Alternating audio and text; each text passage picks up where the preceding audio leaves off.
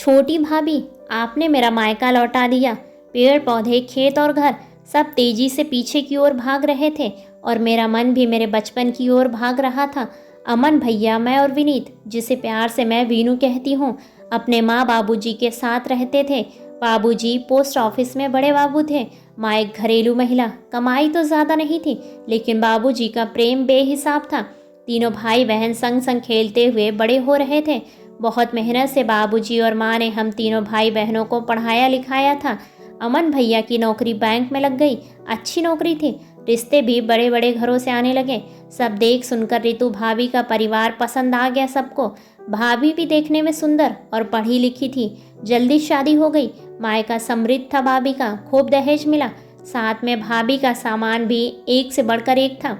इतने सुंदर सुंदर गहने, कपड़े देखकर मेरी आंखें फटी रह जाती। उम्र भी ऐसी ही थी कि स्वतः मन आकर्षित हो जाता। एक दिन भाभी को कमरे में ना पाकर उनका सामान इस्तेमाल करने लगी। तभी भाभी ने देख लिया और घर में हंगामा मचा दिया।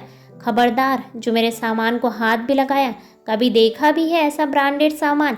आंखें दिखाते हुए भाभी मुझ पे बरस पड़ी और माँ ने अपनी कसम देकर मुझे चुप करा दिया।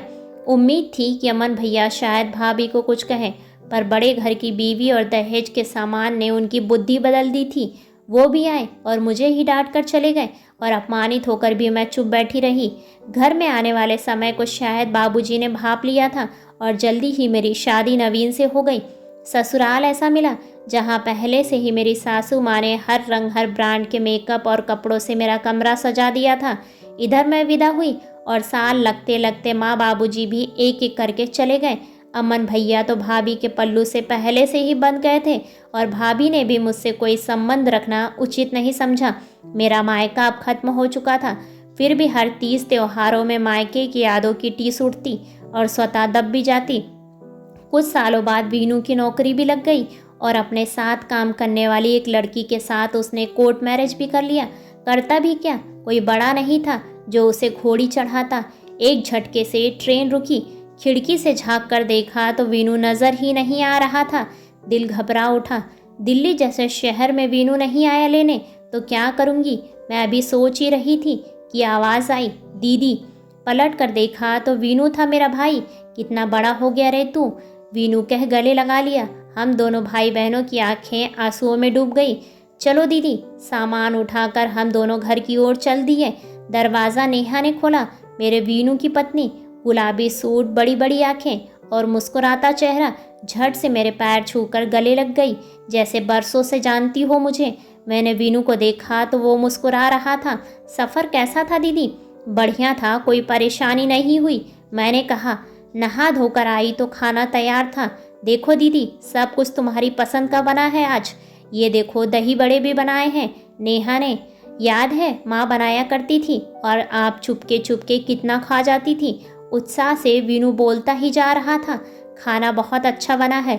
इतना कहते ही नेहा का चेहरा बच्चों जैसा खिल उठा।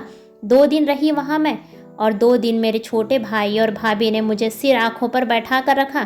थोड़ा अजीब भी लगा, आदत ही नहीं थी मायके के ठाट बाट और मायके के लाड लगवाने की। वापस आने वाले दिन नेहा सुंदर सी साड़ी और एक लिफाफा लेकर आई। ये भी रख लीजिए दीदी। नहीं, इसकी ज़रूरत नहीं है नेहा। क्यों नहीं दीदी? अगर माँ जी होती तो आपको देती। फिर भी आप मना करती क्या? ये तो आपका हक है, हक से लीजिए दीदी। अपनी छोटी भाभी के मुंह से ये सब बातें सुनकर आंखें बरस पड़ी। सच कहा नेहा, ये तो मेरा हक है, जरूर लूँगी। और दोनों ननद भाभी गले लगकर रो पड़ी। मुझे पता है दीदी, इतनी बार बुलाने पर भी आप क्यों नहीं आती थी, लेकिन दीदी सारी भाभियाँ एक सी नहीं होती। आपका मायका हमेशा बना रहेगा, ये मेरा वादा है। अपने भाई भाभी को ढेरों आशीर्वाद और प्यार देकर मैं वापस अपने ससुराल आ गई। अगली छुट्टियों में वापस जाऊंगी, क्योंकि मेरी छोटी भाभी ने आज मेरा मायका जो लौटा दिया था। ऐसे ही बेहतरीन कहानियों को सुनने के लिए वीडियो को लाइक और चैनल को सब्सक्राइब करें और अपने विचार कमेंट्स बॉक्स में कमेंट्स करके हमें ज़रूर बताएं। धन्यवाद।